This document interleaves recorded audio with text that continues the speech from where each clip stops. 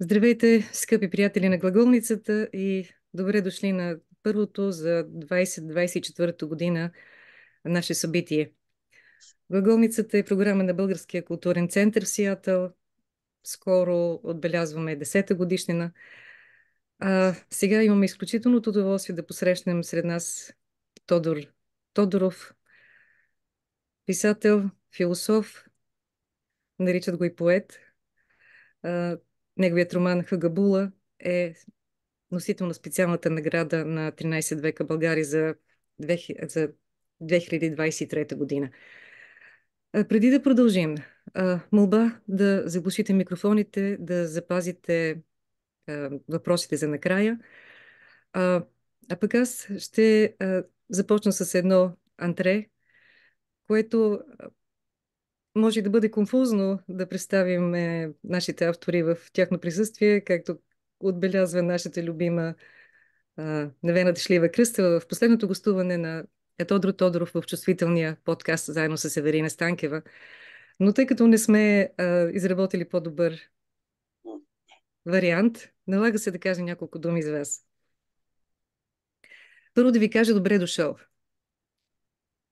Добре заварили, здравейте. Вие сте а, философ, писател, възпитани сте на Софийския университет, философския факултет на Софийския университет и сред вашите преподаватели е и професор Сото Бояджиев. И не случайно го споменавам, защото предполагам, че вашия интерес към философията на средновековието и Ренесанса някак е тръгнал от там. Беше ми страшно интересно да прочета, че всъщност ви избирате за тема на вашия докторат метафизиката на Авицена в Латинския Запад, рецепцията и през 13 век. След това се спирате на тема за хабилитационен труд, метафизиката в арабското средновековие. Също така, четейки предговора на професор Симеон Евстатиев към забравената наука, чета, че той ви определя като единствения български философ-медиавист, специализиращ в изследване на арабската философия. От приказния ви блог разбираме, че преподавателските дисциплини са философия на средновековието и Ренесанса, ислямска философия, освен това, че сте инициатора на курса по фотография в специалност културология. На фона на това имате десетки научни публикации, сета, публицистика, разкази, стихове и фотографии. А, и си позволявам така, да направя такова по-дълго антре, защото ми се иска да кажа, че зад Хагабула стоят години четене и нощно, и дневно, години писане, пренаписване, редактиране. А, Тоест, Хагабул е първият ви роман, но той е един, един зрял роман. И още нещо си извадих от приказки за меланхолични деца. А, Оня момент, в който професор Калин Янакиев намира, че всичките ви разкази са завратени около удивителното хрумване и мрачни понякога оставят у читателя на утаена детска усмивка. И, и сега първият ми въпрос е свързан, може би, точно с това детско удивление. Удивлението, то е в началото на философията, но при вас това удивление всъщност прониква, то някак е тъканта на всичките тези разкази, а и на самата Хагабула. Дайте да започнем от удивлението, от това, което ви удивлява или това, което мислите, че е важно да бъде в сърцевината на тези разкази, така че те, макар и плашещи, да будят едно да искаш повече, просто да си вътре в историята. Да, вярно е, че Платон и Аристотел, впрочем, казват това, че удивлението е начало на философията. И те нямат предвид това всекидневно, обичайно, рутинно, може да кажем, дори удивление, което казваме вау. Нали, имат предвид нещо много по-фундаментално. Имат предвид онзи момент, в който света, в който сме, така както сме свикнали да го разбираме, да го възприемаме, а, м, опита ни за света по някакъв начин се счупва и пред нас се открива това, че ние не разбираме този свят. А, той става изведнъж чуден за нас, в този смисъл. Удивляващ и някак си непознат и странен. Но, разбира се, удивлението, удивителната идея, това удивително хрумване, за което споменахте, е в началото на много неща, които правим. Всяка история, всеки разказ започва с някакво удивително хрумване. Когато аз започнах да работя върху Хагабула, аз нямах предварително изградена цялата рамка на книгата или всички герои, които ще се появят. Имах обаче едно удивително хрумване и това беше идеята за това как историята може да се обърне, как е възможно да се случи обратното на това, което познаваме. Възможно ли е ацтеките да, да дойдат в Европа? А, и това е наистина много удивително хрумване, което обаче постави пред мен серия от други въпроси, тъй като как да се изпълни това, така, подобна история. Възможно ли е да стане? Как? Защо? Но така или иначе всичко започва с едно удивително хрумване. Всеки текст, а, всяко откритие, всяко изобретение започва с някакъв момент на удивление, на наистина удивително хрумване, което може да изглежда странно или невъзможно, а, но то работи като двигател. То просто започва да движи въображението ни преди всичко и, разбира се, мисленето. И всичко следва този момент на удивление, на това хрумване. А, Особено в кратката форма, в кратките разкази, за които вие споменахте, приказки за меланхолични деца и втората ми книга с разкази Винаги нощта. Това са едни много кратки разкази, които са построени наистина върху някаква странна идея, върху нещо, което ми е хрумнало и съм решил, че си заслужава да се разкаже нещо такова. Интересно е как тези неща се появяват в нашето съзнание, в мисленето ни. Нещо нахлува, започваме да мислим за него, започваме да живеем с него, започваме да го наблюдаваме сякаш от някъде, тъй като процеса на писане на един роман е нещо по-постоянно и дълго във времето, един по-сложен и по-продължителен проект. Така че, когато аз пишех книгата, си спомням добре, че аз живеех с тези герои, обитавах мислено този свят на всекидневно равнище. Значи всеки ден пишех, вечер, дори когато си почивах и излизах на терасата да пуша една цигара, отново бях с пътниците, с конкистадорите. И даже тогава си спомням, че ми се струваше много странно това, че ако напиша тази книга и тя излезе, тази история ще бъде достояние на много хора. Такива, които познавам и такива, които не познавам. Съвършено непознати за мен хора ще четат книгата, ще пътуват с тези герои, ще следват тяхната експедиция в планината. И после наистина започна да се случва нещо такова. Тоест аз виждах мои познати колеги от университета, за които дори не съм си помислял, нали, да си представя, че те ще четат тази книга и ще бъдат и те в този свят. Но да, оказа се, че те са чели и че те също са били там, където съм бил аз. И че този свят вече не е мой. Той вече не ми принадлежи. Аз нямам власт над него. тъй като четенето на книги не е нещо пасивно. Това не е като да гледаш телевизия. Четенето изисква една активност от страна на читателя, активност, която въвлича въображението, паметта, собствената ни лична история и контекст. Така че в крайна сметка никой прочит не си прилича с другия.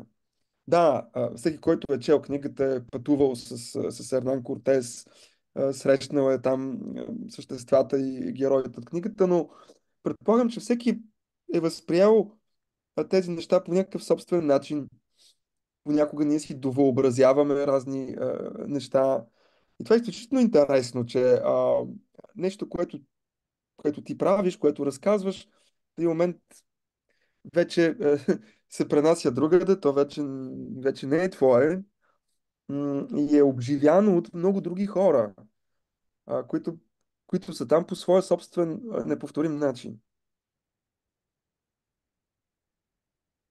Искам да завъртим. Това е страхотно, страхотно за начало на разговор. Наистина е така. Наистина всички ни, които сме чели книгата вече, това е потапяне в един общ свят, в който ние можем да ние можем да използваме хагабула като глагола с всичките значения на хагабула.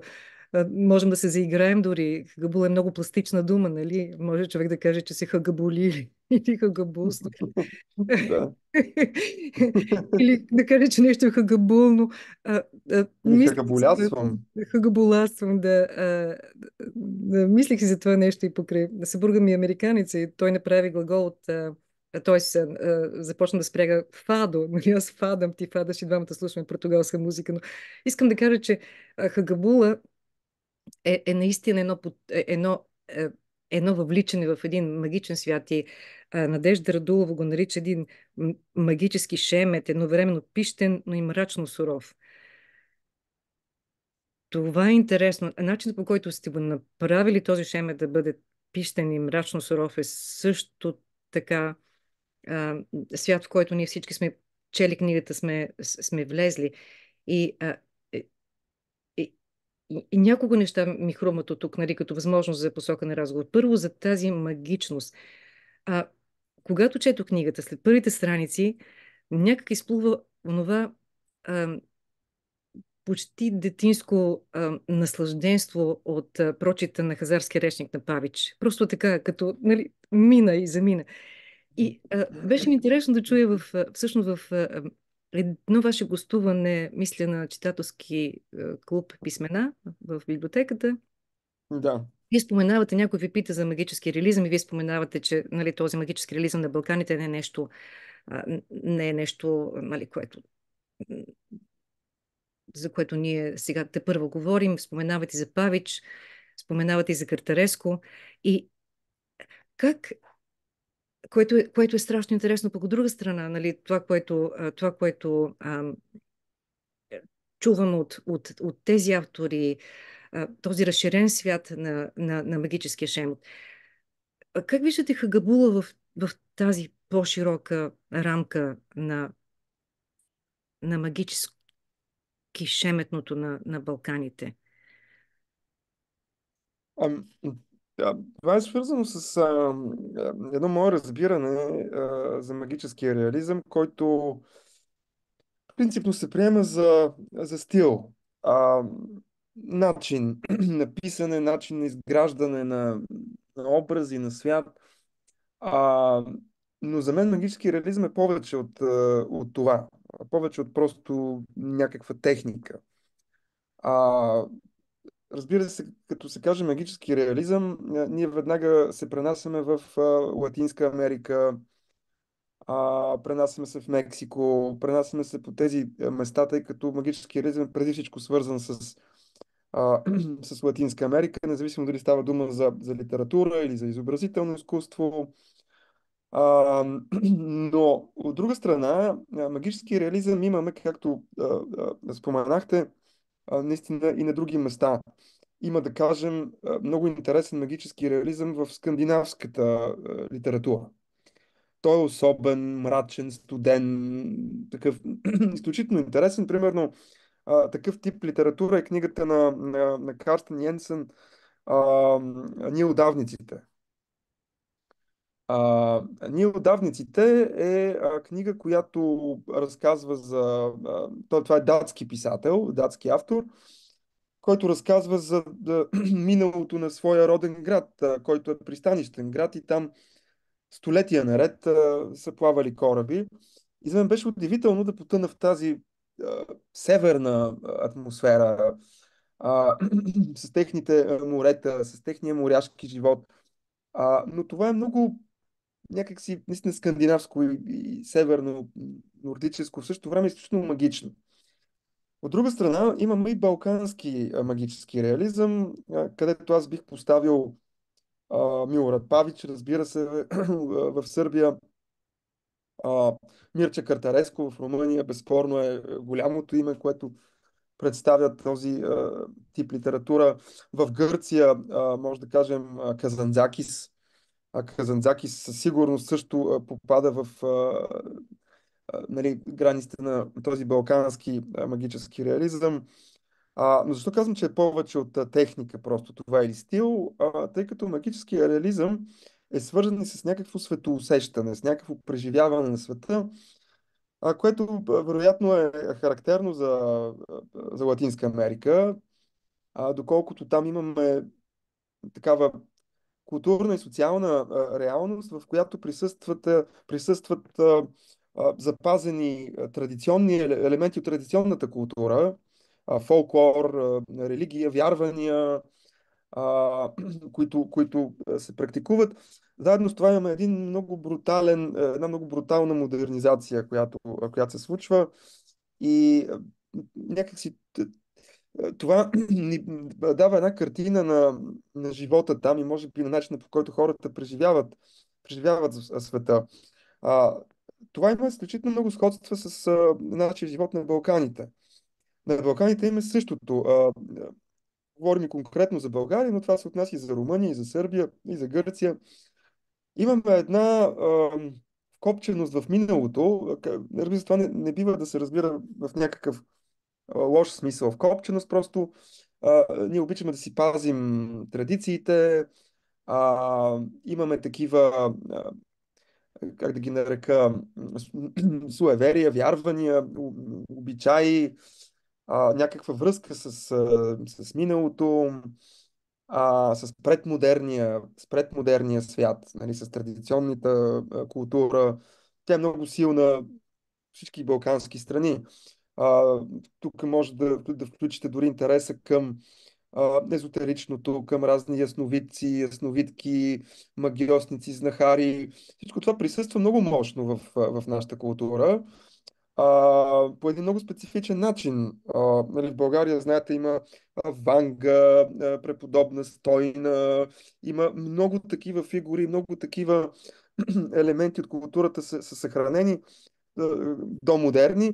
В същото време има една брутална модернизация, която е извършена в периода на социализма. Преди всичко, след 1944 година, модернизация, която се случва планово отгоре, мощна индустриализация, урбанизация.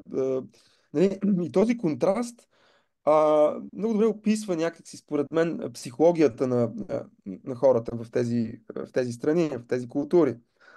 Съответно, тази психология, тази култура, това светоусещане, тази чувствителност, която хората имат, ги приближава много до един такъв магичен светоглед, един магически реализъм, който позволява да се проникне, да се опише, да се представи а, нашия свят по един много интересен начин за мен. Това, което се опитвам да направя в следващия си роман, върху който работя в момента, а, там действието не се развива в нали, новия свят или някъде другаде много, много далеч. Там нещата се случват в България, не само, но основно в България. И се опитвам да предам точно това усещане, което а, и историята, която аз съм виждал и помня, някакви реалии, които за мен са много живи и важни. Така че там може по-добре може би да се види магическия реализъм като нещо, което предава същностни важни неща от българската ни действителност и история. А, иска да ви питам, всъщност ходили ли сте на някои от тези места, за които откриваме в Хагабула? Саламанка, другаде? Не, не съм ходил не съм ходил в Мексико. При все, че книгата разказва не точно за Мексико, а за една черна планина, която се намира на пъпа на света, нали, някъде в океана на запад от Европа. Тоест, там съм си позволил да променя географията, да се създам една фикционална, една измислена альтернативна география, един друг альтернативен свят въобще. Ам, Саламанка е много интересно, тъй като той е важно място в книгата, нали? Там имаме и срещата между Арнан Кортес и неговия приятел Салгадо. Там имаме и Саламанската вещица. Имаме и епископа на Саламанка. Но не съм бил. Не съм бил в Саламанка. Бил съм в Испания. Посещавал съм други места. Бил съм в Барселона, бил съм в Валенсия, бил съм в Мадрид. Но в Саламанка не съм ходил. Надявам се да отида, да отида в някакъв момент и да видя този град. Но пък докато писах книгата си, направих труда да проуча някои неща, свързани с архитектурата, с устройството на града, с неговата история, за да мога да си позволя да го опиша все пак до някъде достоверно. Тъй като Саламанка е бил много важен център в тези години. В късното средновековие, в ранната модерност, Саламанка е изключително важен център и заради това, че там има един университет, Университета. който е бил наистина важен. Там има учени, философи, които са били. И в моя роман, именно университета на Саламанка е мястото, където се срещат Ердан Кортес и Салгадо, които посещават лекции в университета. Но там има и други неща. Има Стария мост, разбира се, катедралата. А, и така, има някакви, разбира се, традиционни места, които във всеки средновековен и въобще ранно модерен европейски град са централни места, като пазара, а, нали, таверните. А, но това показва още веднъж, че не е нужно човек да е бил или да е правил това, за което разказва. Ние си въобразяваме много неща, измисляме ги. Има в тази връзка един много интересен експеримент. То не е експеримент, а по-скоро демонстрация, която прави Умберто Еко на една лекция в Париж. Той а, показва карта на Париж от 19 век и я сравнява с картата на Париж, която можем да нарисуваме, четейки романите на Дюма. И той показва, че Париж от романите на Дюма няма нищо общо с действителния град Париж от това време, от тези години, тъй като в романите на Дюма, сега не мога да кажа конкретно, но еди коя си улица се пресича с еди кой си булевард, докато в действителност те дори не са близо един до друг. А, и какво от това, нали? Тоест литературата е фикция, ние не очакваме, че там ще се предаде абсолютно дословно, фактически, достоверно всяко място, има такива читатели, които са много запалени някакси да сравняват, да търсят, да проверяват, да видят дали няма някъде някаква грешка, някакво разминаване, нещо, което не е било точно така. Казвали са ми, между другото, за някои неща, нали, че това не може, че то не е било така. И аз казвам и какво от това? може да не е било така, но много нещата, от нещата, които разказвам, въобще не са били така. И най-важното в романа, историческото събитие, завършъка на книгата, не се е случило по този начин и затова книгата е интересна всъщност. Знаете ли какво ми хрумва? Има един добре познат а, момент, случка. Пикасо пътува във влак и човека до него казва: това вашето не е изкуство. Ето, вади снимка на жена си и казва: ето, това е достоверност. Така трябва да бъде. Пикасо я гледа от тук, от там, от тук, от там и казва: she looks rather small and flat. Да, Но има нещо такова, че през 19 век така са се подигравали на писателите реалисти за това, че те са такива фотографски, че те всъщност не правят изкуство, защото тук има големия дебат, разбира се, доколко фотографията може да се третира като изкуство или тя е някаква технология, която записва реалността върху светлочувствителна материя. Т.е. не извършва никаква работа по нейната интерпретация, по нейното разместване, докато изкуството има други цели, има други задачи. Не непременно да представи, да изложи, да копира, да направи копия на действителността, тъй като с това се занимават други така, човешки дейности. Изкуството прави друго и се стреми да стигне до други места в човека, а не до това да четем, знам ли, някаква енциклопедия и да.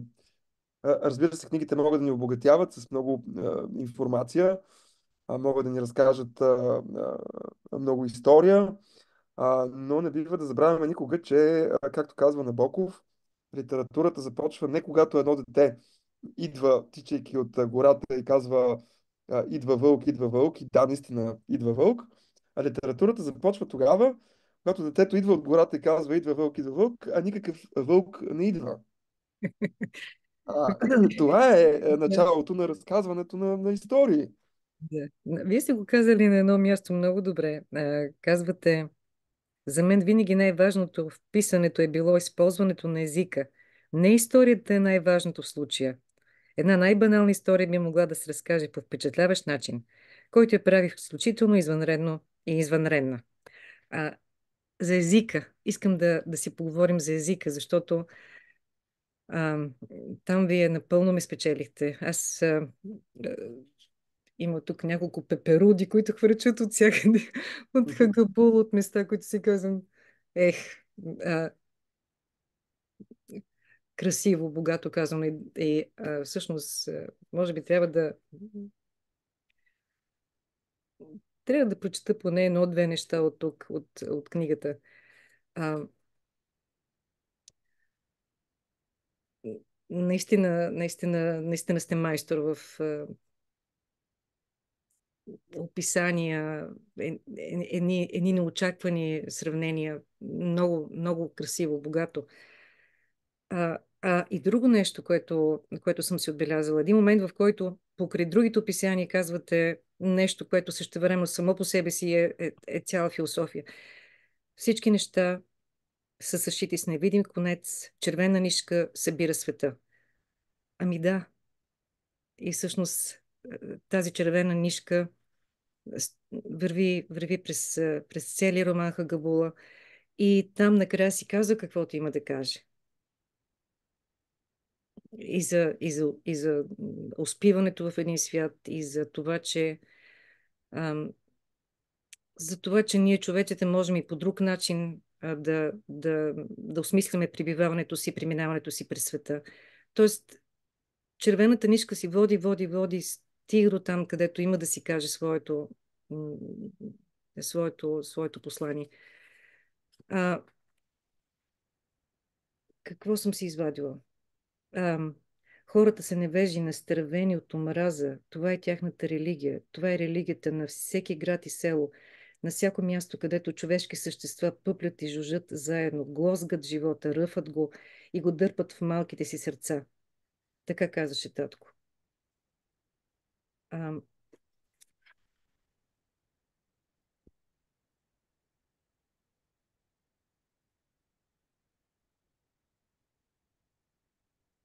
за Уилям. Загадъчната му, загадъчната му история ги плаши и увлича, тъй че отново забравят студа. Ето го пак тази плашеща история, която обаче увлича. На много места ние имаме такива неща, за които човек просто иска да не вижда през градите. Страшно е. Същевременно има нещо, което е по-силно от плашещото. Нещо, което кара човека да продължава да следи историята, да иска да разбере повече. Края на хиляди и една нощ, която никога не е край. Тоест, нали, професор Николчева говори за това, за всичките тези неща, които ние виждаме някак толкова богато раздиплени, без да са директни, но те са там във въздуха. Всъщност, точно тази ваша изключителна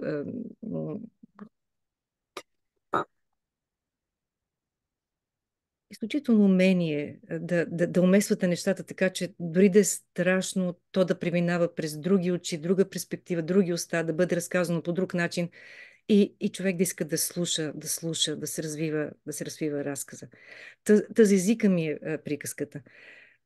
Не, трябва да прочета още нещо. На няколко места имаше наистина красиви моменти. Само дето оттенъкът им не е в познатото жълто, а пламтив червено, като месести устни. Плодът черне е в средата, око на гревлива птица. Растенията са склонили глави към земята и оттам се чува нещо като шепот, едва доловимо трополене, все едно самата пръст под тях потръпва. Като че ли всеки момент ще вдигнат глава и ще замаршируват. Армия от слънцеяди. Един ваш приятел, ви казвате на едно място, ви нарича поет. И всъщност това, според мен, е едно от изключителните качества на книгата. Увличащото, обаче разказано по начин, по който един поет разказва неща. Картините, които се описват. Хайде да си поговорим за език. Разбира се, езика за мен е, аз съм го казвал и друг път, езика за мен е най-важното. Езика е това, с което аз работя. Писателя работи с езика. Това е средството, с което създаваме творбите, които правим. Така че, разбира се, че езика това е медиумът на литературата. А, за мен езикът е изключително важен, защото начинът на разказване, това как ти ще предадеш една история, как ще я разкажеш, прави историята. А, Действително, вие го казахте вече, но това, че една история може да се разкаже така, че да звучи изключително банално, безинтересно и някак си кажем, добре, и какво от това? И обратното, нещо, което само по себе си може да е много тривиално, а, изключително безинтересно, да няма никаква изненада в него, нищо вълнуващо, да се разкаже така, че слушателя или читателя да тръпне в съспенс, както се казва на английски, нали, в напрежение или така, в очакващо напрежение.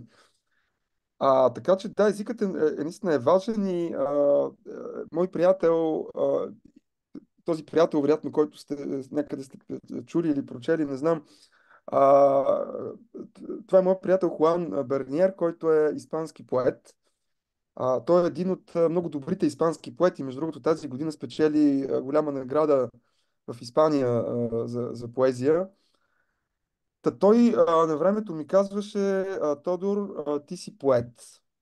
Тъй като аз пред него се осмелих да покажа някаква поезия, която съм писал. Аз принципно не...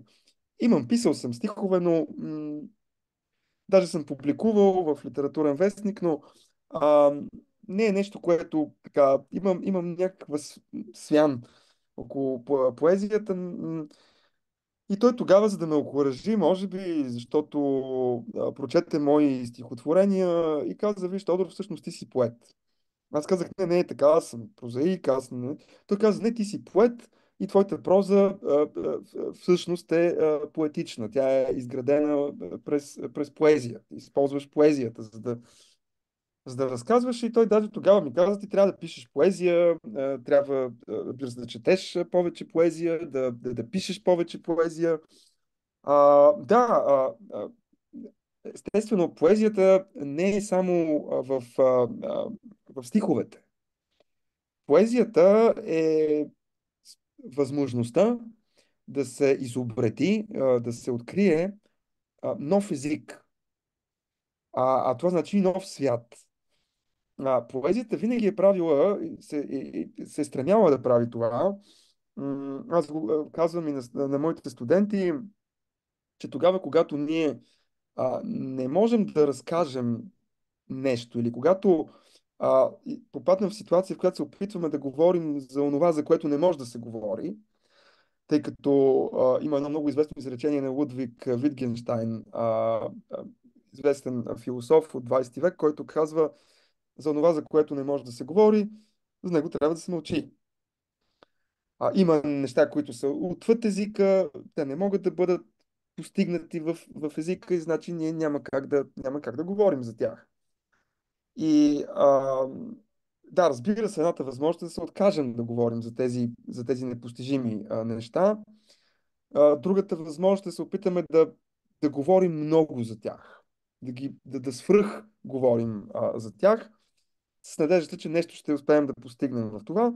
И третата възможност е да изобретим друг език, който, за разлика от конвенционалния език, който използваме, всекидневния ни език, този друг език да може да изрази тези значения, тези смисли, които се изплъзват, които стават извън нашето обикновено говорене.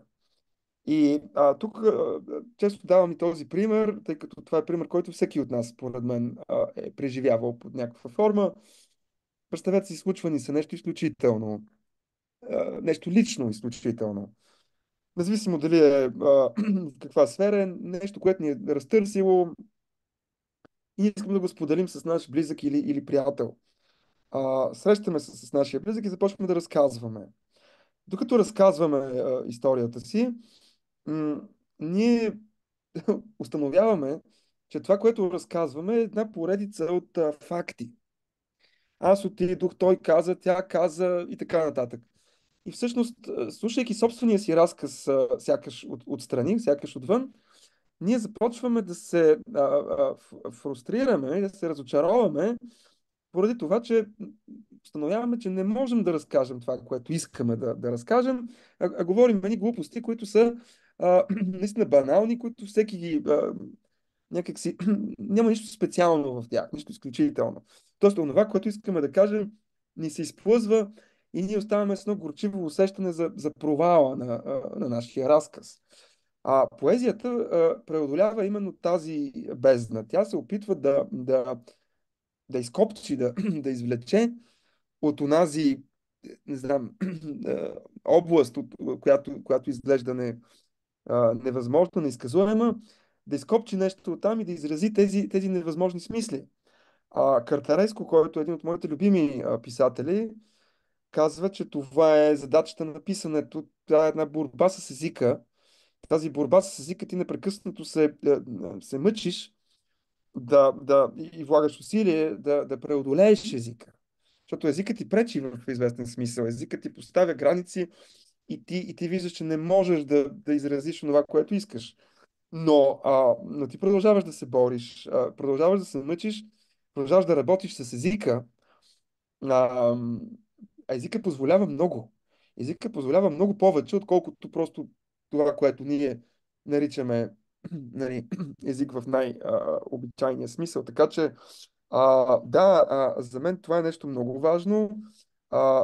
Поетически език не е непременно лиричен, не е непременно само в, знам ли, в някакви такива в хекзаметър или в някаква форма на рима. А, поетичният език е този език, който отключва и прави възможни смисли, които иначе остават скрити за нас. А, знам, че това обикновено прави впечатление. Имам предвид в моето писане, а, че някакси езика ми е толкова важен. Сега за мен това е до някъде странно, че хората го отбелязват като нещо особено, защото за мен писането принципно предполага работа с езика, усилие върху езика, тази борба,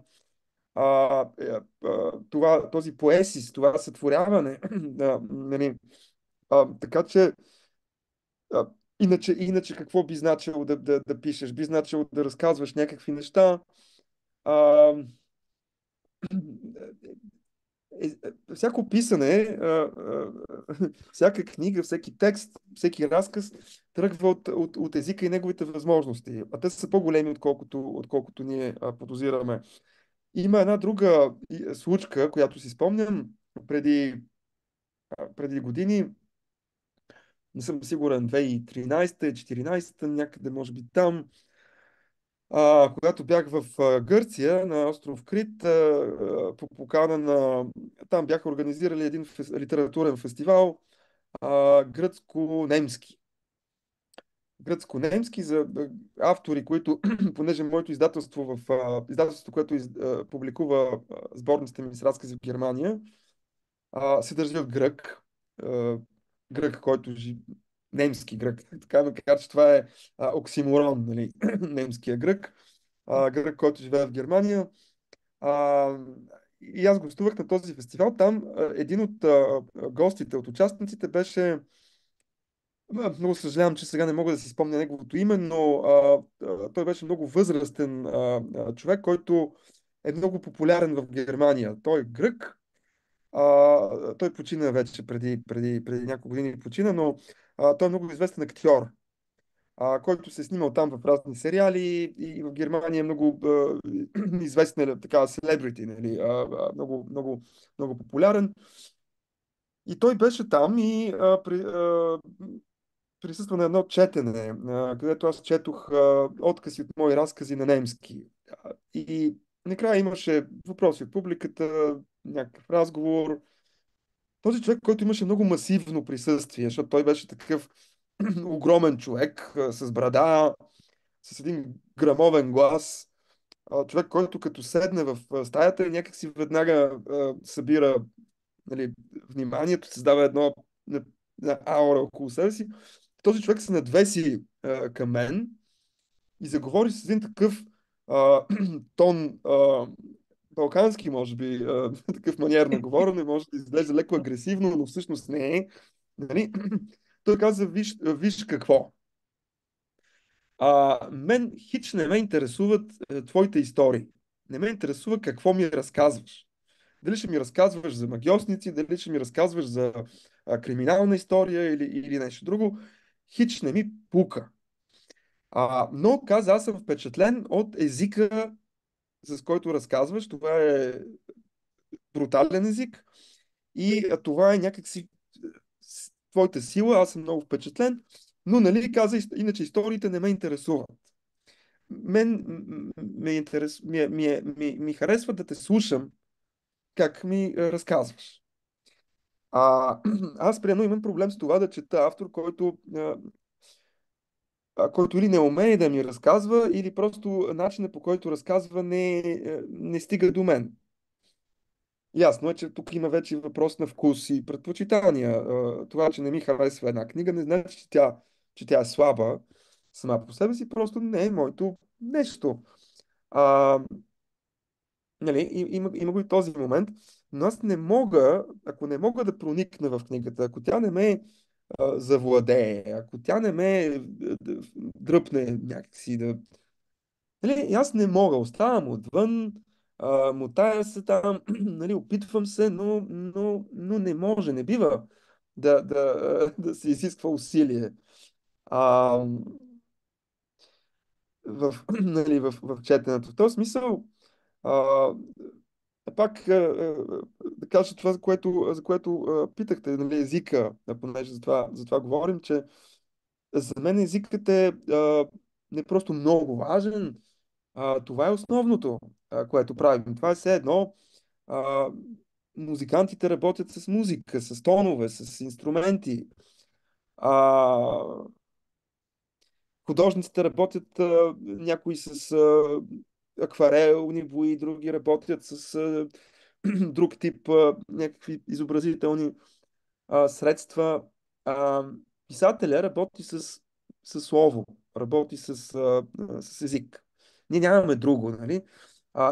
И езика е средство, с което ние трябва да можем да въобразим, да изобразим, да превърнем в реалност нещо,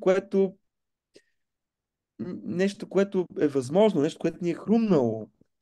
А, и разбира се, това много често е труден процес. Да разкажеш една история, да създадеш подходящата атмосфера, тъй като книгата не е само сюжет. Това не е по някой път и въобще не е толкова важен сюжета. Или конкретната там фабула, повествованието. Има книги, които са изцяло изградени върху атмосфера. Те ви въвеждат в един свят, в една вселена. а, Вие усещате, чувствате, имате обоняние, там сте, виждате го, вътре сте някакси. И, а, и това не знам какво е това. Това е някакъв вид такова магическо нали, изкуство. Ам, и да, разбира се, че езикът е най-важното. Езикът може да бъде, защото вие казахте, че много богато разказвам и така.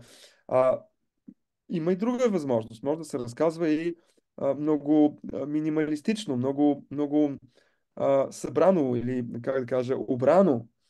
А, Доброто писане обикновено оставя в читателя впечатлението, фалшивото, разбира се, впечатление, че авторът е написал това е така просто, спонтанно, без да се мъчи, без да просто е седнал и го е написал така, му се е изляло. А, Докато фактически зад това стои много, много работа, много труд, за да се стигне до това, което четем. Има такива автори, които аз ги наричам перфектните писатели, които са стигнали до този момент, в който, примерно, Вирджиния Улф, за мен също е една от любимите ми а, авторки, въобще писатели, при която няма не просто изречение, няма дума, която да е излишна.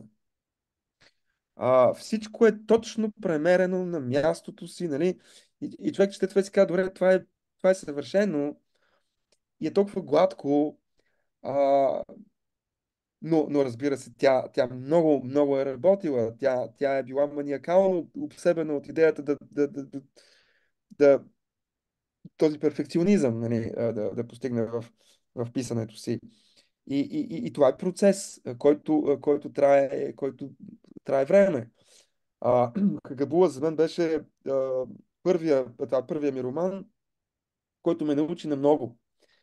А, Наистина много неща научих за писането си, а, така че смятам, че това, което правя сега е значително по-добро, поне за мен. А, Просто защото човек се учи и променя, опитва други неща, иска да постигне повече. Не знам, може би така е с всички изкуства. а, Има този стремеж и желание за някакси подобряване, че може и още, може и по-добре от това. А, Така че да, работата с езика е нещо, което за мен е наистина фундаментално по отношение на литературата и е нещо, което всеки писател би трябвало някакси да прави, защото ако ти не можеш да боравиш с езика, ако ти не можеш да разкажеш или да опишеш, да представиш, а, тогава защо? Тогава какво правиш всъщност? Голяма работа, когато ако си измислил някакъв интересен сюжет. А, добре, хубаво, сюжетът е важен. Аз не казвам, че няма значение самата история. Напротив, тя е много важна. Много важно е да е написано добре, но е важно и какво ми се разказва, нали? А, но само историята не е достатъчна. А, трябва много език.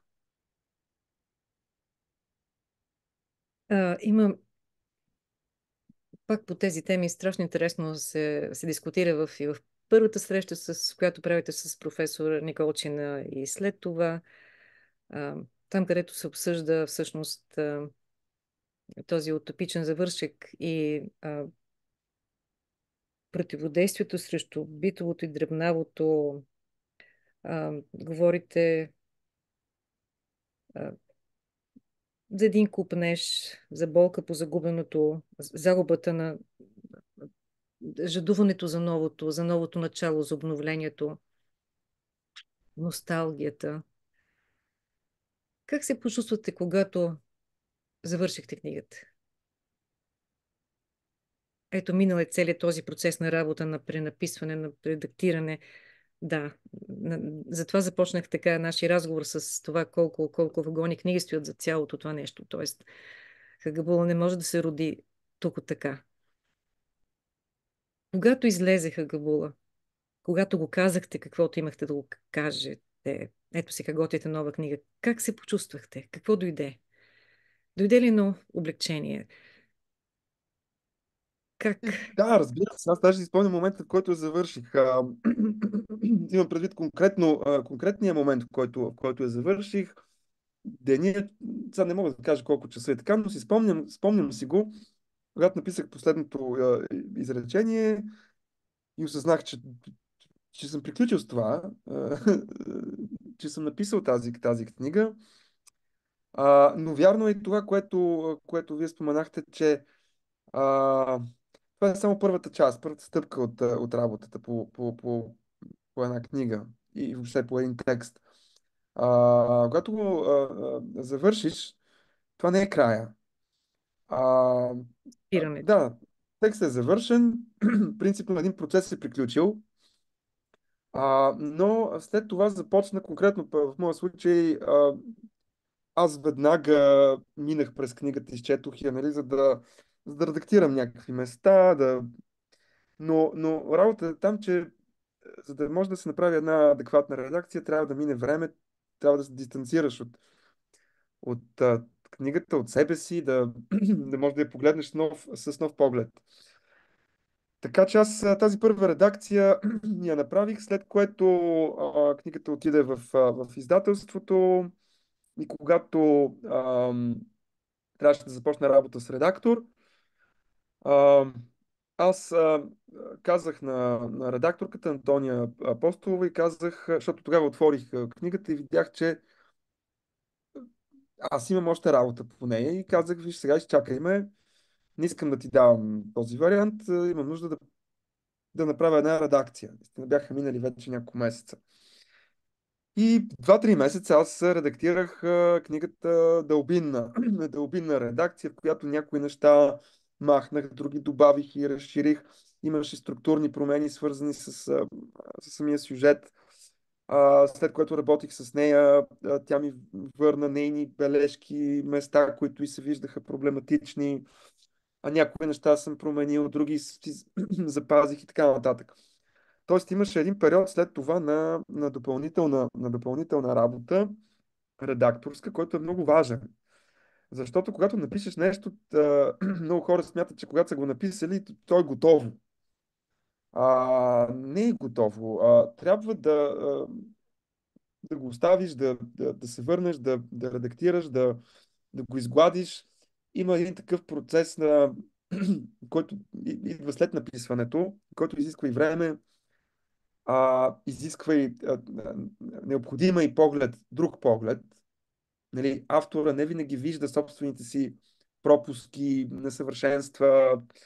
Трябва някой да му подскаже. Да каже, виж, тук това място нещо има тук. Така че това е много важно, което следва като работа.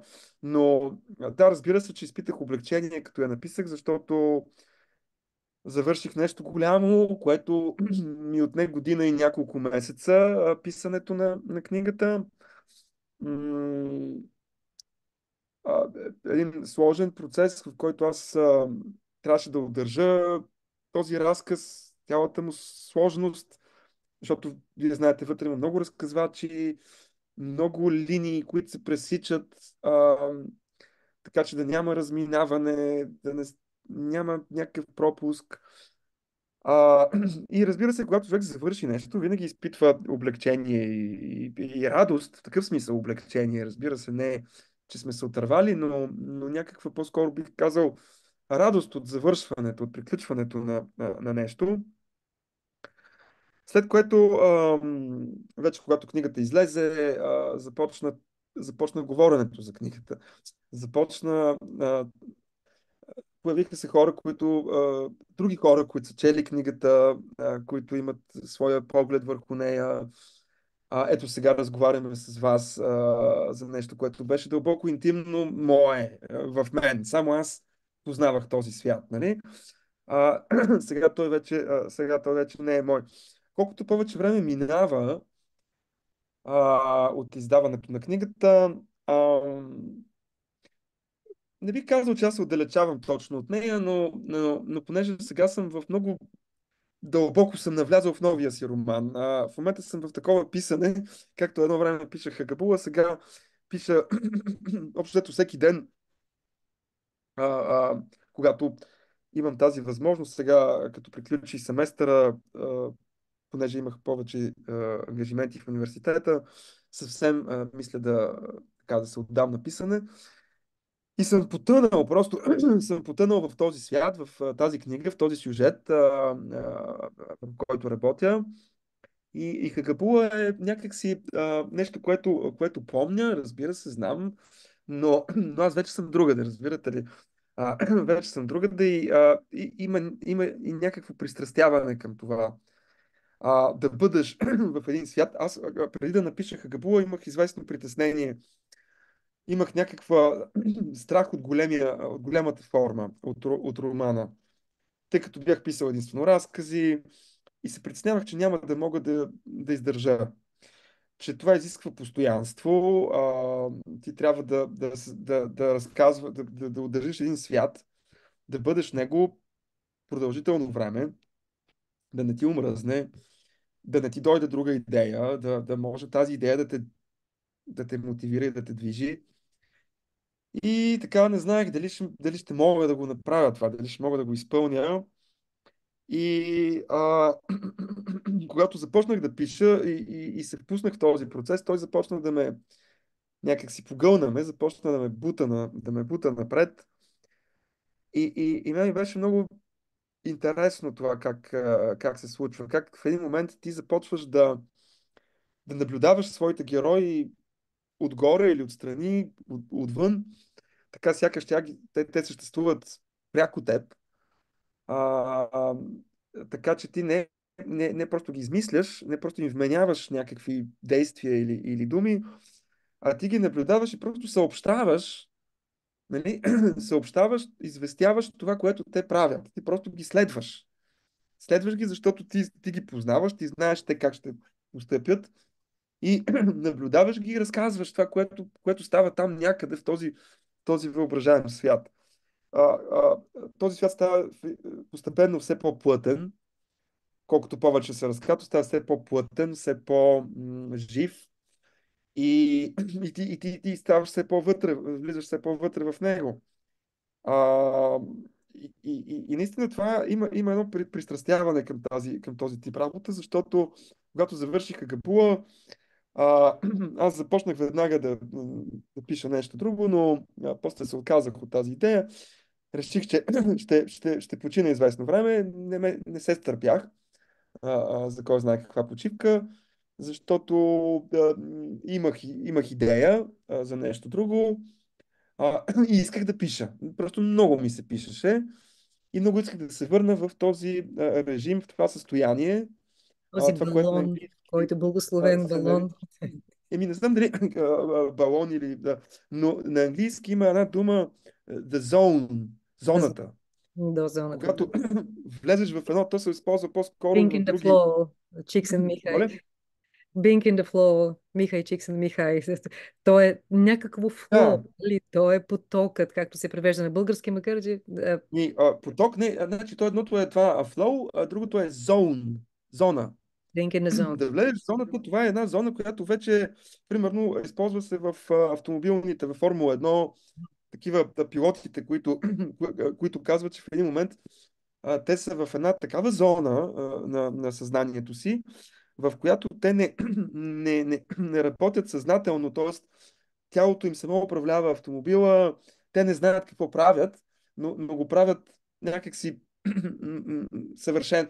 Това е най-добрият момент, когато ти се съединяваш с колата и ставаш едно с нея и няма процес на сега ще направя еди какво си, то просто става, то просто наистина тече. И в писането има такъв момент, който ти влизаш в тази зона, в която ти просто пишеш. И изглежда така, все едно някаква друга сила, нали? Някой друг ти диктува или някой друг говори, ти просто записваш това. А, а, много интересен този момент, когато си толкова увлечен от собственото си въображение, че просто имаш нужда да пишеш.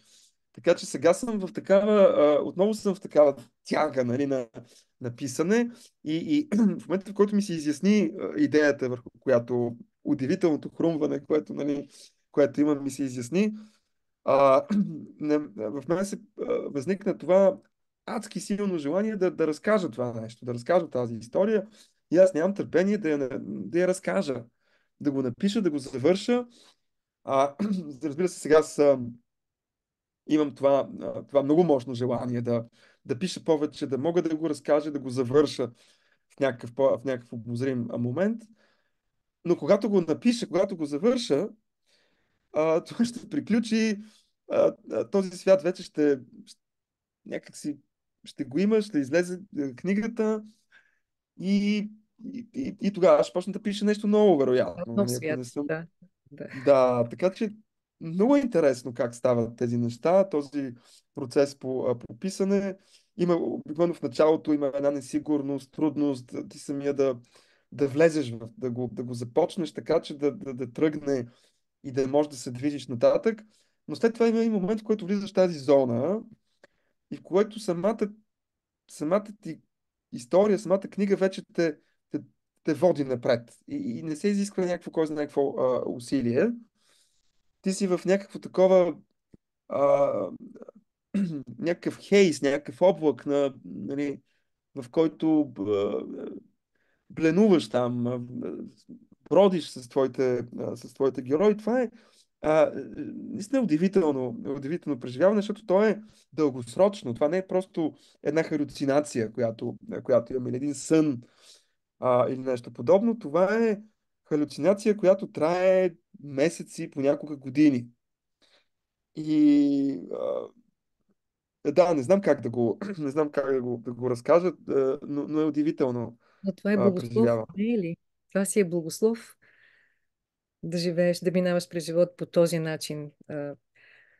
Страшно интересно се подредиха нещата около вашата книга, защото последния месец, през декември, наши гости бяха Невена Дишлева Кръстева и Крум Крумов и говорихме за импозион.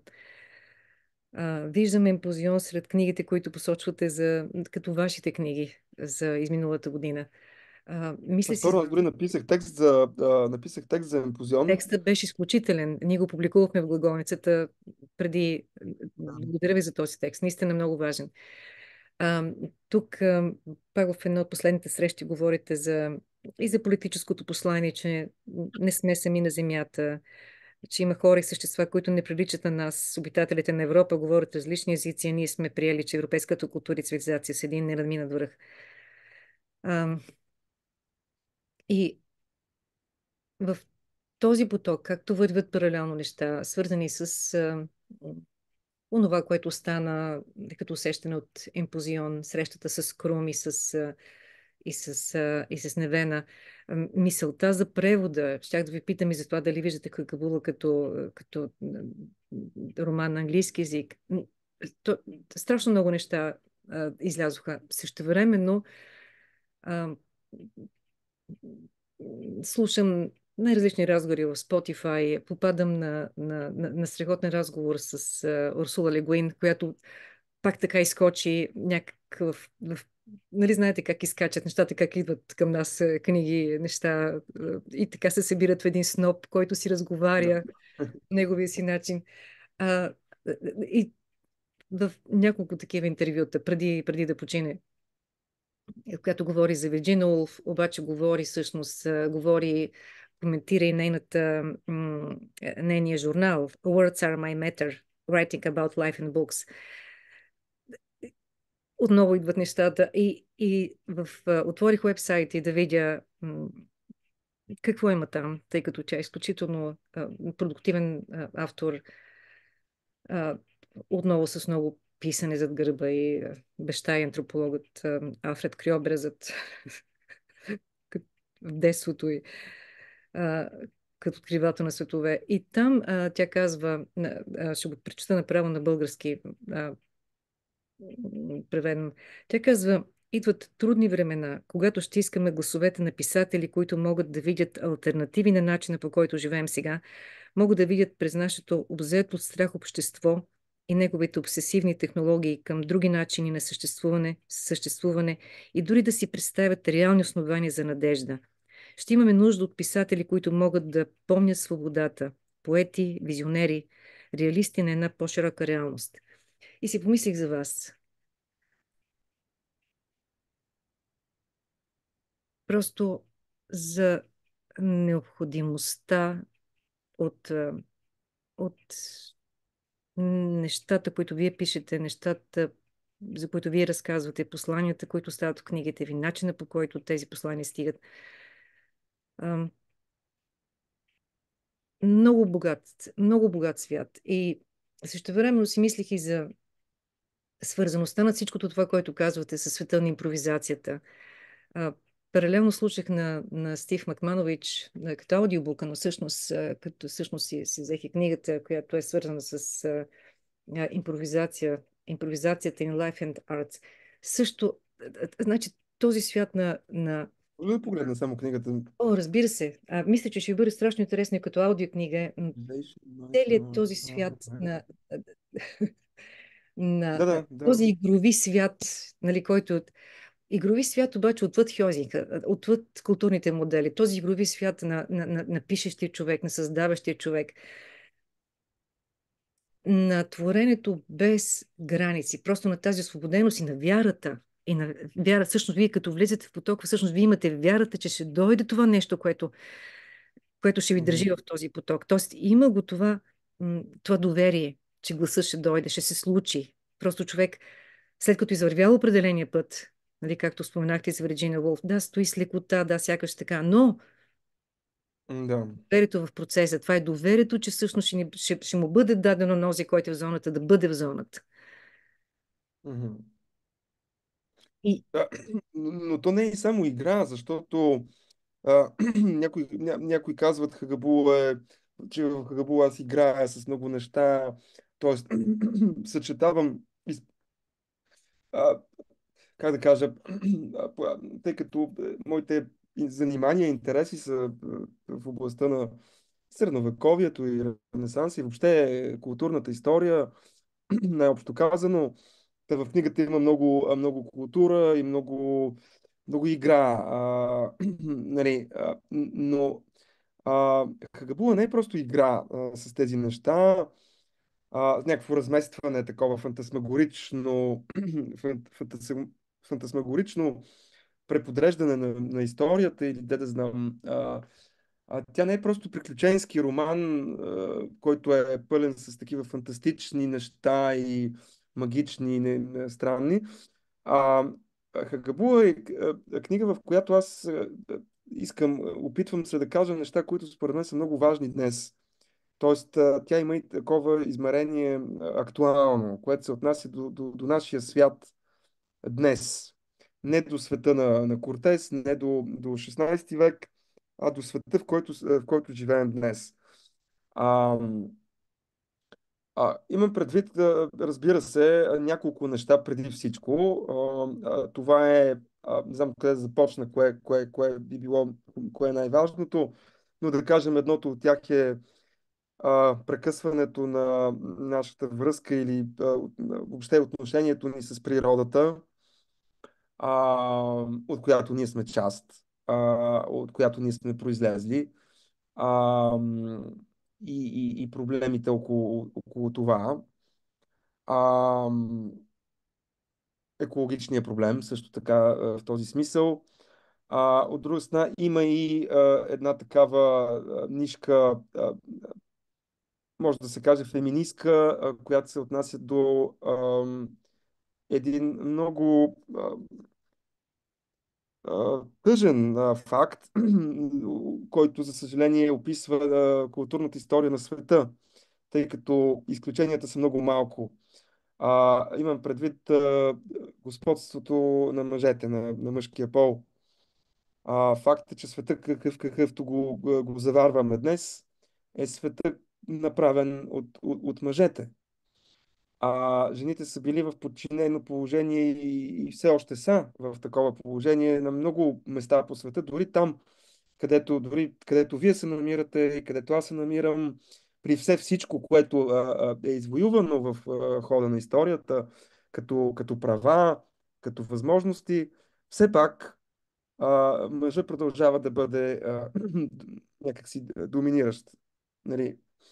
Ам, и това ми се струва много важно. Не е вярно това, което казват някои, че феминизма е нещо, което е имало значение някога, но той вече си е изпълнил мисията, тъй като жените са получили права, каквито имат и мъжете, и в този смисъл какво сега повече. Принципно, формално погледнато, да, в много отношения жените са получили равни права, но проблема не е само това. Жените все още получават по-ниско заплащане от мъжете за същия труд, почти навсякъде по света. На много места по света жените нямат достъп до цели сфери от социалния живот.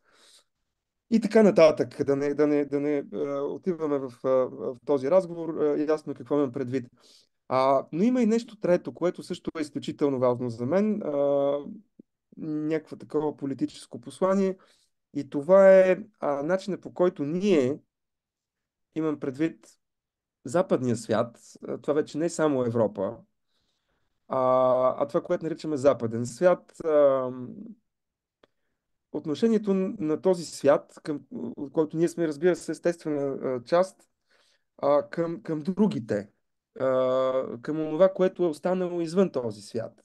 Защото, когато се казва и по медиите, когато говорят за света и световните институции или нещо международните, обикновено се има предвид Съединените щати, Канада и Европа.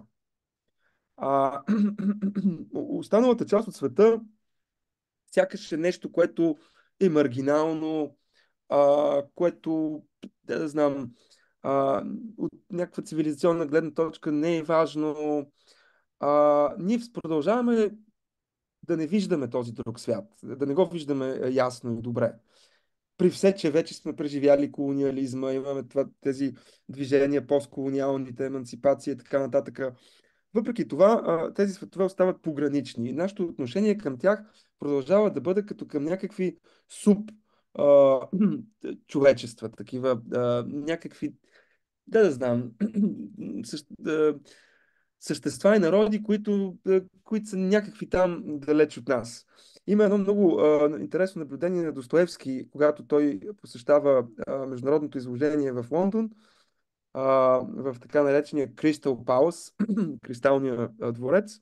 Той казва, че сякаш а, цялото благосъстояние на Западна Европа е като в един парник, в един такъв стъклен дворец, под един похлупак.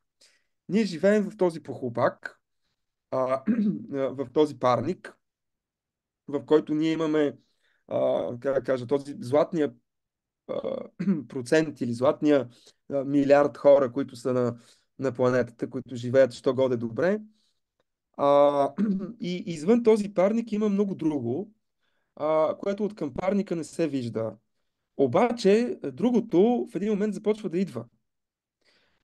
Спомнете си преди вече десетина години, когато започнаха тези миграционни вълни да заливат Европа. А, в САЩ също има такива неща. Там идват от най-вече нали, от Мексико, от Латинска Америка и така. Но въпросът е в това, че другото идва и застава на стъклото, на този похлупак. Те идват и започват да тропат. Те трябва да бъдат видени и да бъдат чути. Те идват при нас. Хагабула се случва. Тя е нещо реално. Това е разказ за това, което неизбежно ще ни споходи, ако ние третираме другите като някакъв отпадък, като нещо излишно, като нещо, което няма същата стойност като нас. Ние, европейците, ние, западните хора, смятаме себе си за много просветени, образовани и някакси именно просветени в смисъл такъв, че възприели сме някакви такива ценности. Толерантност, респект към другия, към другите култури, интеркултурен диалог и т.н. нататък. Но фактически, а, а, ако погледнем нашата реалност, къде остават тези неща? М, а, има голям проблем с това, според мен. Имаме голям проблем с това, че понеже ние сме привилегировани поради исторически причини, нашия свят е привилегирован, ние не признаваме другите по същия начин. Примерно тук в Европа имаше такъв дебат около бежанците и иммигрантите. Бежанци може, ако бягат от война, мигранти не може. Защото мигрантите искат по-добър живот и защо те ще идват при нас. Тези хора, които започнаха да бягат от своите страни, бягат от там, защото ние унищожихме техните светове. Така както конкистадорите унищожават планината в романа. Ние унищожихме техните светове и те, разбира се, всеки иска да живее по-добре. Вие искате, аз искам. Това са естествен човешки стремеж. Той е записан в а, а, нали, ред документи, конституции, декларации и така нататък, че всеки човек има право на щастие. Защо ние имаме право на щастие, а афганистанците не, сирийците не? Да си стоят там, да си живеят в руините, които ние произведохме. Няма да стане така.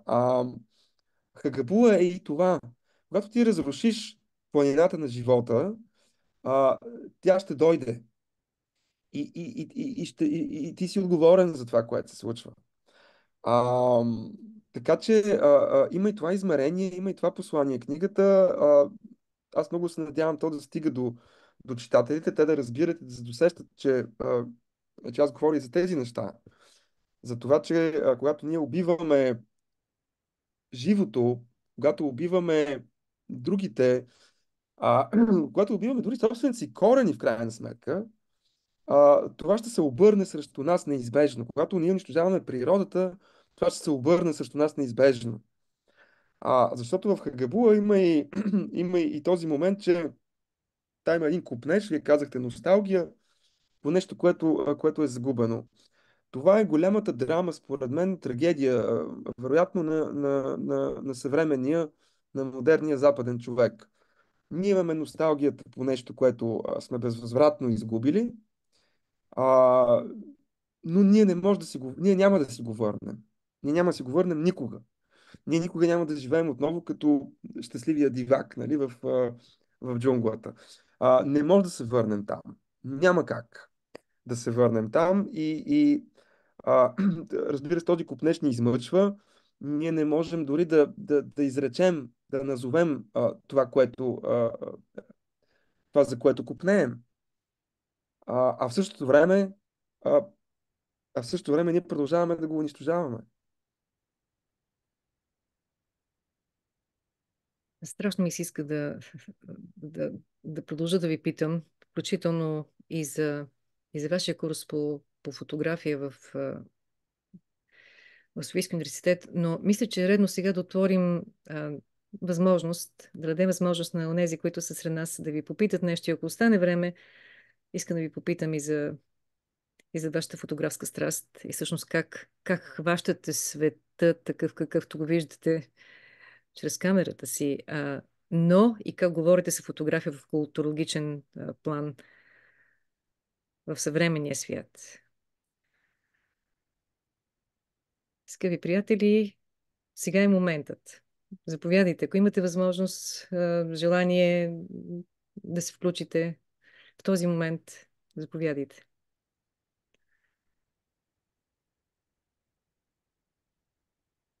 Ако никой няма готовност веднага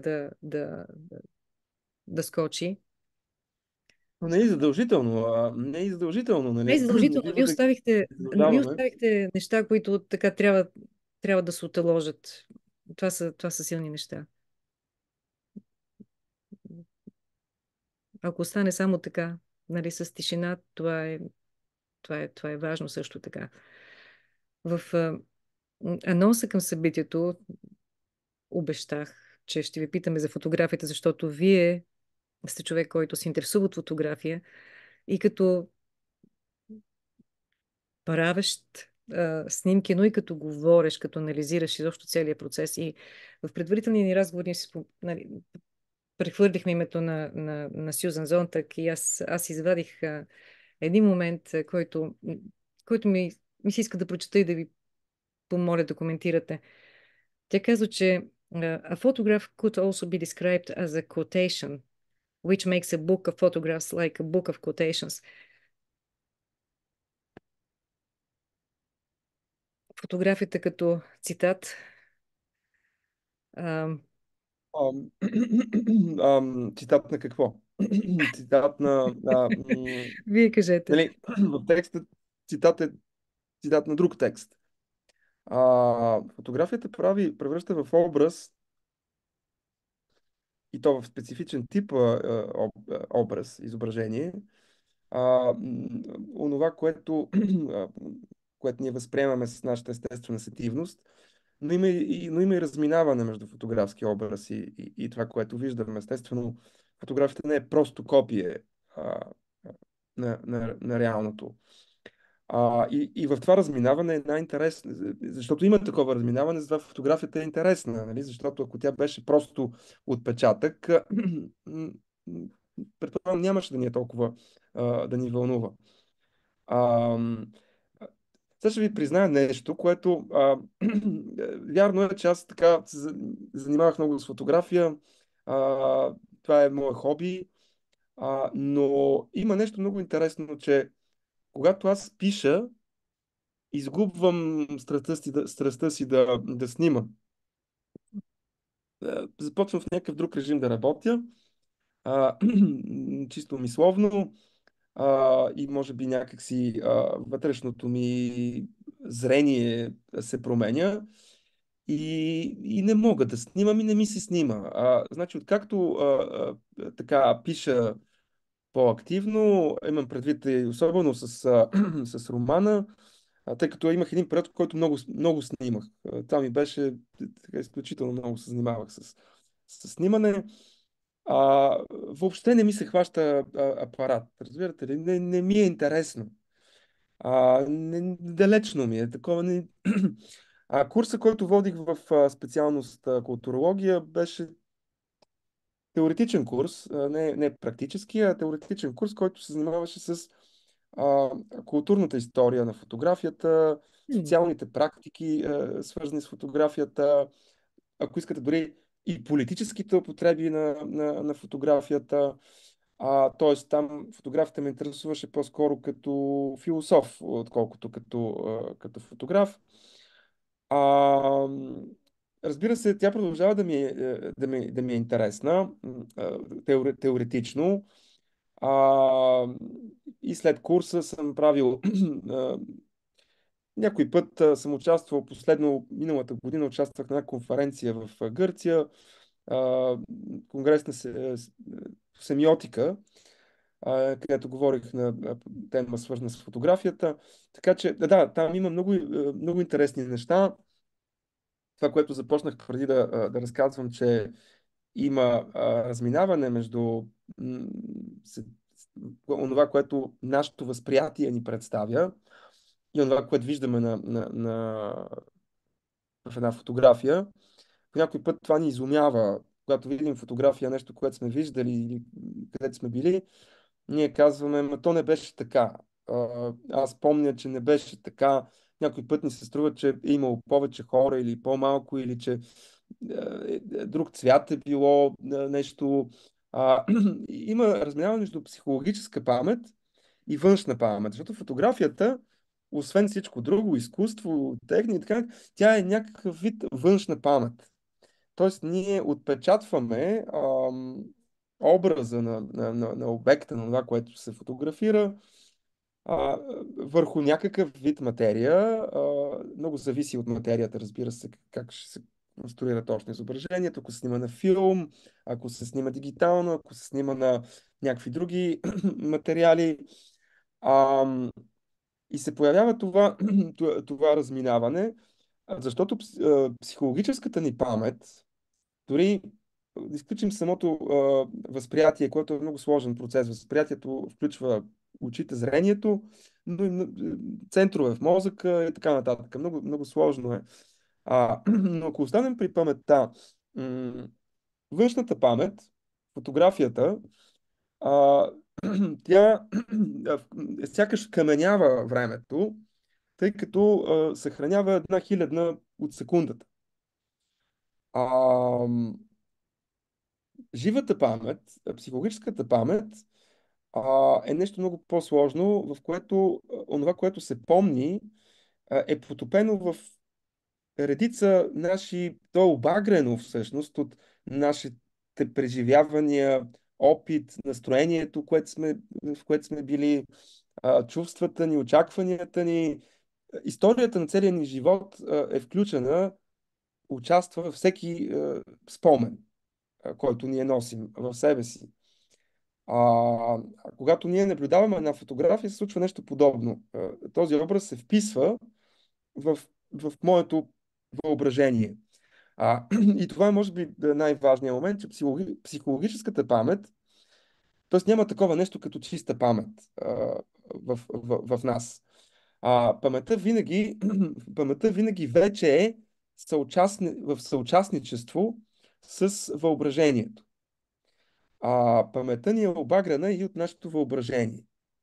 Те непрекъснато си взаимодействат. Памет и въображение. Така че понякога ние не знаем дали си спомняме или си въобразяваме. А, фотографията също е една покана към въображението. Тя ни показва нещо. Има в началото на фотографията тази претенция към документалност, към автентичност. Тя е много важна. И днес също е много важна, доколкото в журналистиката това е голямо значение, но, но фотографията не е просто един обективен образ, който изкуственото око на обектива ни дава, защото там също имате работа по интерпретация. Фотографът избира какво да заснеме, как да го заснеме, откъде да го заснеме, какво иска да ни внуши, представяйки ни го по този точно начин. Така че там също има внушения, послания, интерпретации.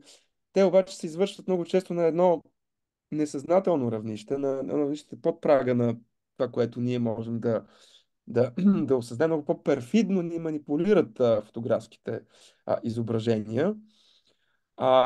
Но тази претенция за автентичност, за достоверност, че да, ето, това, което снимката показва е самото нещо, такова каквото е. А, Ми не е точно така. Има едно пренасяне в друга среда, има едно друго измерение на този образ, който той на фотографското изображение, едно друго време и едно друго пространство, в което изображението стои. Сега виждам зад гърба ви наблюдаваме на една фотография, имате там На отзад, Стравински. която е ловила. Нали, аз не знам кой е това, но Стравински. моля? Стравински. Стравински. Ага, да, не се вижда много ясно. И от тук бих казал, че това е такъв мъгшот, снимка, които правят в затвора или в полицията, когато ви арестуват. Нали. Той е точно в полицията. Това е снимка на Тя Стравински в ли? полицията. Значи Точно вие. правилно съм, Съвсем. правилно съм го, правилно съм го хванал, но така. Това виждам аз от тук, така се вижда. Не можах да го разпозная. А, Така че, да, фотографията има много интересно. Там има много неща, които могат да се коментират и около значението и като изкуство, и различните практики, с които тя е обрасла, защото тя не е само изкуство, тя е ние даваме снимки имаме в медицинските си картони, в паспортите си, в шофьорските книжки и така нататък, в полицейските досиета, нали? Така че фотографията е много важно нещо и мен конкретно ме интересува и употребата и възможните начини за манипулация, които се извършват на равнище, на визуално равнище, нали, визуалния език. Но разбира се, въображението също ме интересува. Това как всяко нещо в света е своеобразна покана за нашето въображение. И ние не можем да избягаме от това. Ние, хората, сме въобразяващи си същества. Ние постоянно си въобразяваме. И в нашето въображение са включени нашите надежди, нашите очаквания, нашите желания, нашите разочарования, нашите болки. Всичко е там. Веднага ми скача рентгеновата снимка във вълшебната планина. Да, да, да. Значи, и тези снимки също не са Тези, само това, не са само кости. което, да, как говорим за тях, как мислим. На мен беше изключително приятно да разговарям с вас. Надявам се и за вас този час и половина и повече е бил приятен. С вас може разговорът да се разлее във всички посоки много дълги. Благодарим страшно много, че бяхте наш първи гост и сега по вас ще гадаем как ще се развие годината. Така че И аз благодаря за поканата. да, Беше ми приятно да си говорим. Сега, аз знам, че при вас денят започва. А, при вас е време При за другите, вечеря. някой от другите може и вече да е преполовил. При мен завършва. Сега ще оправям дъщеря ми да си ляга, защото тук вече наближава време за сън. А може би време за нощно И четене. Аз съм си извадила да, да. нощното четене. Но Да. нямаше време да четем от нощното четене, така че можем само да практикуваме нощно четене. Още веднъж огромни благодарности за богатия разговор. Хубава вечер на вас, спорна година и Хубав ден. Хубав ден от мен. ден. И се надявам скоро да чуем за излизането на новия роман. Да, да. Предстои. А може би за превода на Хагабула на английски язик.